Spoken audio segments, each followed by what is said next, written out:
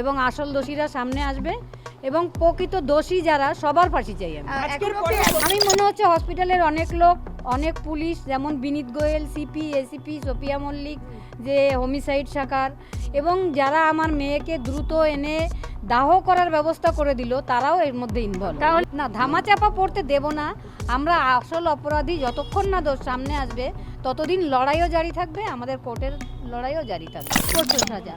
এরকম অপরাধী মানে সমাজে ঘুরে বেড়ালে অপরাধ আরও বাড়বে, তাই জন্য আমি অপরাধ করেছে সর্বোচ্চ সাজাই চাই। সাজাদানে কি আপনারা সন্তুষ্ট না? আপনারা মনে করেন বিচার প্রক্রিয়া এখনো সম্পূর্ণ হয়নি? বিচার সম্পূর্ণ হয়নি, তদন্তই সম্পূর্ণ হয়নি, কিন্তু ও দোষী সাব্যস্ত হয়েছে, ওর ফাঁসি চাই। এবং এখানে বিচার প্রক্রিয়া শেষ হয়ে যাবে না, তদন্তও শেষ হয়ে যাবে না, তদন্ত চলবে, বিচার প্রক্রিয়াও চলবে এবং আসল দোষীরা সামনে আসবে এবং প্রকৃত দোষী যারা সবার ফাঁসি চাই আমি। হ্যাঁ, প্রতিবাদ জারি থাকবে। কোর্টে যেমন আমাদের সুপ্রিম কোর্টে আছে, হাইকোর্টে আছে, শিয়ালদা কোর্টেও থাকবে, তেমনি রাস্তার আন্দোলনও আমাদের জারি থাকবে। বিচারক দোষী বলার পরও নির্দোষ বলেছে সঞ্জয়, কি বলবেন? কি মনে হচ্ছে একজনই কি দোষী? না, আমার প্রথম দিন থেকেই আমরা বলছি একজন দোষী নয়, হসপিটাল কর্তৃপক্ষ জড়িত এর মধ্যে। যে সন্দীপ ঘোষ পুরো জড়িত, ওর মদত ছাড়া কিছুই হয়নি। এখনো আসল অপরাধীরা আপনারা যারা মনে করছেন, তাহলে সামনে আসছে না কেন? কারা কি লুকোনোর চেষ্টা করছে? কোনো প্রভাবশালীর হাত কি মাথায় রয়েছে? অবশ্যই রয়েছে। সিবিআই কোনোভাবে প্রভাবিত হয়েছে, তাই তদন্তর ওই যে দিকটা হয়নি সেই দিকটায় যাচ্ছেই না। সঞ্জয় এখনো নিজেকে নির্দোষ বলছে বারবার, আগের দিনও বলেছে। সঞ্জয় আগের দিনও বলেছে আমি নির্দোষ, আমার গলায় তুলসীর মালা রয়েছে, তুলসী না রুদ্রাক্ষ, রুদ্রাক্ষের মালা রয়েছে। এটা যে অপরাধ করে, যে খুন করে, সে তো কখনো স্বীকার করে না যে আমি খুন করেছি। তবে ও জানে কে ওকে পাঠিয়েছিল বা কে ওকে ডেকেছিল, কারণ আমার মেয়ে যেখানে ঘুমাচ্ছিল ভেতরে, হসপিটালের ভেতরে, সেখানে কেউ ইন্ধন দিয়ে ওকে না আনলে ও আসতে পারে না। কিন্তু চক্রান্ত, কিন্তু ওকে যে কে এনেছে, কে ডেকেছে, শুধু এক বিনীত গোয়েল বা কোনো এক আইপিএস অফিসার এটাই বলছে, প্রকৃত সত্য কথা ও বলছে না। কে বলছে না? সঞ্জয় রায়। আর কারা কারা জড়িত বলে আপনারা মনে করছেন? আমি মনে হচ্ছে হসপিটালের অনেক লোক, অনেক পুলিশ, যেমন বিনীত গোয়েল, সিপি, এসিপি, সোফিয়া মল্লিক, যে হোমিসাইড শাখার, এবং যারা আমার মেয়েকে দ্রুত এনে দাহ করার ব্যবস্থা করে দিল, তারাও এর মধ্যে ইনভলভ। তাহলে কি মনে করছেন সঞ্জয়কে কি এখনো জেরা দরকার? ও জেরা করলে অনেক জেরা ওকে জজ সাহেব করেছেন, 104টে কোশ্চেন আমাদের সামনেই ওকে করা হয়েছিল। ও সত্যি স্বীকার করছে না, শুধু আমি করিনি এটা বলছে। সঞ্জয় যদি ফাঁসি হয়, বাদবাকি যারা অপরাধী যারা ধরা পড়েনি, তাহলে কি কোনো প্রমাণ লোপাট আরো কি সরে যাবে? যে সঞ্জয়কে যদি বেশি থাকতো আরো ওকে জেরা করতে হয়তো, এরকম কিছু মনে হচ্ছে? না না না, এটা না মনে হচ্ছে না। প্রকৃত দোষীরা সামনে আসবে। তত্ত্বপ্রমাণ হসপিটালের ভেতর থেকেই লোপাট হয়েছে, কারণ যখন সিপি, এসিপি ওনারা সবাই ভেতরে ছিলেন, তখন সেমিনার হলটা গিজগিজ করছিল ভিড়। আমি তখন পুলিশের পায়ে ধরে কেঁদেও, আমরা মা বাবা, আমাদের ঢুকতে দেওয়া হচ্ছে না, কিন্তু সেখানে দেবাশিস সোম বলে একজন ফরেন্সিক এক্সপার্ট ছিলেন, অভিক দে, বিরূপাক্ষ, এরা সবাই, ডিসি ইন্দিরা মুখার্জি, সবাইকে একদম দেখিয়ে দিয়েছেন এরা আমাদের এক্সপার্ট, ফিঙ্গারপ্রিন্ট এক্সপার্ট, এই এক্সপার্ট সেই এক্সপার্ট, কিন্তু তাদের বিষয়ে কোনো তদন্তই আসেনি এখনো।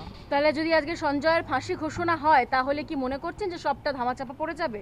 না, ধামাচাপা পড়তে দেব না আমরা। আসল অপরাধী যতক্ষণ না দোষ সামনে আসবে ততদিন লড়াইও জারি থাকবে, আমাদের কোর্টের লড়াইও জারি থাকবে। সেদিন কি সঞ্জয়ের কোনো অনুশোচনা ছিল? না না, না না, কোনো অনুশোচনা সেদিন ছিল না। যেরকম হয় সেরকম ছিল। আজকে আপনাদের কথা শোনা হবে আদালতে? না, আমাদের কথা আজকে শোনা হবে না। আমাদের অনেকগুলো কোশ্চেন ছিল, সেগুলোর অ্যান্সার আজকে জজ দেবেন। আমি একটা কথা বলি, শিয়ালদা কোর্টের জজ আমরা যাতে এই বিচার ব্যবস্থা ও তদন্ত ব্যবস্থাকে আগে নিয়ে যেতে পারি, তার জন্য একটা প্ল্যাটফর্ম তৈরি করে দিচ্ছেন, এবং সেই ইঙ্গিত উনি শনিবার দিন দোষী সাব্যস্ত করার সময় আমাদেরও জানিয়ে দিয়েছেন। কঠোর থেকে কঠোর শাস্তি, এবং যারা যারা জড়িত এই আমার মেয়ের হত্যার সঙ্গে, তাদের সবারই কঠোর থেকে কঠোর শাস্তি। এটা আমরা প্রথম দিন থেকে বলছি, বিচারের প্রথম ধাপে আমরা পা দিয়েছি, এবং জজ সাহেব এমন একটা প্ল্যাটফর্ম আমাদের তৈরি করে দিচ্ছেন, ভবিষ্যতে দ্বিতীয় ধাপে আমরা উঠতে পারি এবং সর্বোচ্চ জায়গায় যেতে পারি, সেই ব্যবস্থা উনি করে দেবেন। সেই ইঙ্গিত সেই ইঙ্গিত বিচারক দিয়েছেন শনিবার দিন। শনিবার দিন তো কথা হয়েছে, আমরা তো বললাম ওনাকে ধন্যবাদ জানাতে বাধ্য হয়েছি, উনি যা করেছেন ওনার উপর আস্থা রেখেছিলাম, উনি তার आस्था संपूर्ण। जॉर्ज आज संजय का जो बात है वो सुनेंगे, संजय क्या बोलना चाहते हैं, इतना दिन से वो हम कुछ बोलेंगे करके आ रहा है, आज फिर उसको मौका दिया गया उसको बोलने के लिए। शनिवार भी उस कोशिश किया था बोलने का, उन्होंने बोला सोमवार में आइए, आपका जितना बात है सब सुनेंगे।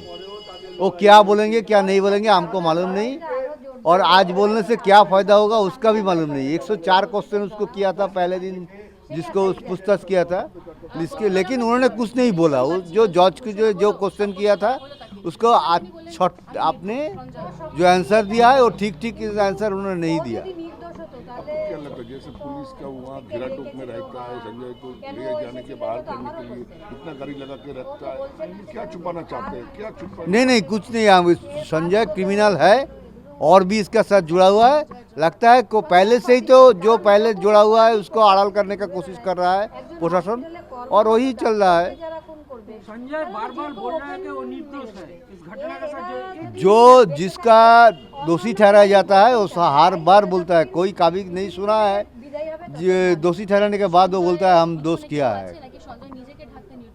देखिए आज जब सजा घोषणा कर रहा है इनको, तो आपको तो मालूम होना चाहिए क्या घटना घटा था, उसके बारे में अगर पूरा खुलासा नहीं हुआ है तो कैसे ये सजा होगा सब होगा। प्लस जज जो है सियालदा कोर्ट का, उन्होंने हमको बोला है आपको एक हम जिस क्वेश्चन रखा है उसका आंसर दिया है, और हमको लगता है उन्होंने हमको विचार आगे बढ़ाने के लिए एक प्लेटफॉर्म तैयार कर देंगे। नहीं, जो क्वेश्चन अपने जज साहब आज क्या बोला है उसका आंसर कर देगा आज देगा। शनिवार में उन्होंने कुछ इंगित दिया है और बोला है एक प्लेटफॉर्म, हम लोग को लगता है एक प्लेटफॉर्म हमको मिलेगा आज से। आपको क्या लगता है कौन सा सजा होना चाहिए, हाँ? कौन सा सजा होना चाहिए? कठोर से कठोर सजा होना चाहिए।